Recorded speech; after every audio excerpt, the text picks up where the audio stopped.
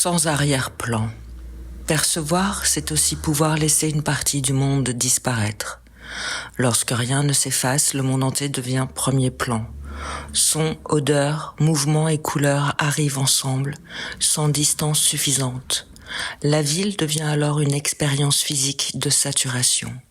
Face à cette perception sans arrière-plan, le dessin accomplit un geste essentiel. Choisir, éloigner, interrompre, laisser du blanc. Il devient l'espace où l'attention retrouve une liberté, celle de ne pas tout recevoir. La rue, c'est de la vitesse, du vacarme, de la ferraille qui claque, du vide sonore qui résonne. Tout explose dans mon corps. Les voitures tournent, surgissent, freinent. Petites, grosses, rapides, lentes. Des Legos pour adultes lancés dans tous les sens. Contre-temps, contre-sens. Aucun rythme auquel accrocher mon corps. Puis les êtres. Des visages, des silhouettes, des fantômes, des pantins désarticulés, des comédiens du quotidien. Un rire, une grimace, une mâchoire crispée, une main, un regard. Je vois tout, j'entends tout. Le klaxon près de moi, la sonnette plus loin. Une sirène, un outil 4 rues derrière. La conversation d'un couple que je ne connais pas. Le proche et le lointain arrivent ensemble. La distance ne suffit pas à faire taire les choses. Tout insiste, tout réclame sa place. Je prends le monde en pleine face. Les sons arrivent par couches. Une voix sur une sirène sur un moteur sur une sonnette sur un marteau-piqueur. Rien ne s'efface.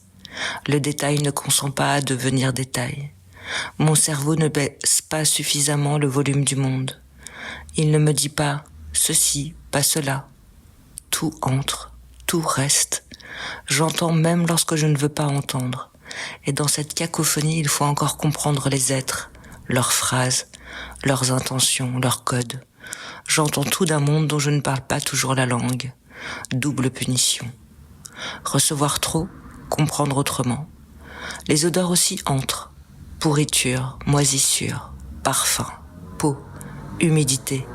Je croise quelqu'un, son parfum se défait. Je le décompose sans le vouloir. Mon cerveau en affiche la recette. Une odeur devient une image, l'image devient une couleur. Rien n'arrive seul. Un sens en appelle un autre. Le monde se multiplie à mesure qu'il entre en moi. Alors une question apparaît. Et si percevoir n'était pas tout recevoir? Et si percevoir exigeait aussi de perdre? Laisser tomber une partie du réel pour qu'une autre puisse apparaître. Un visage devient visible parce que la foule recule. Une voix devient audible parce que les autres s'éloignent.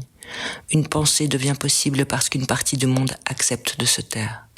Chez moi, le fond remonte, toujours. Il envahit la forme. Le monde refuse de rester derrière, tout devient premier plan.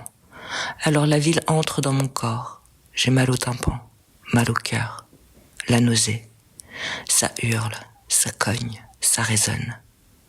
Le bruit est gris, le béton est froid. Certains verres sont gluants. Je suis enfermé dans une machine lancée en plein essorage. Et autour de moi les autres marchent, ils parlent, ils rient, ils avancent. Nous sommes dans la même rue mais nous ne sommes pas dans le même monde. Eux traversent la ville me traverse. Alors je dessine et quelque chose s'inverse. Devant la feuille je choisis une ligne puis une autre. Je rapproche, j'éloigne, je répète, j'interromps. Je laisse du blanc. Enfin quelque chose peut rester derrière. Enfin quelque chose peut devenir fond. Dans la rue, tout exige mon attention. Sur la feuille, je peux la distribuer. Je transforme l'accumulation en composition. Le vacarme en ligne, la saturation en espace. Le dessin ne reproduit pas ce que je vois. Il construit une distance là où elle me manque. Il me permet de décider ce qui reste et ce qui s'efface. Alors peut-être que je ne dessine pas pour tenir davantage du monde.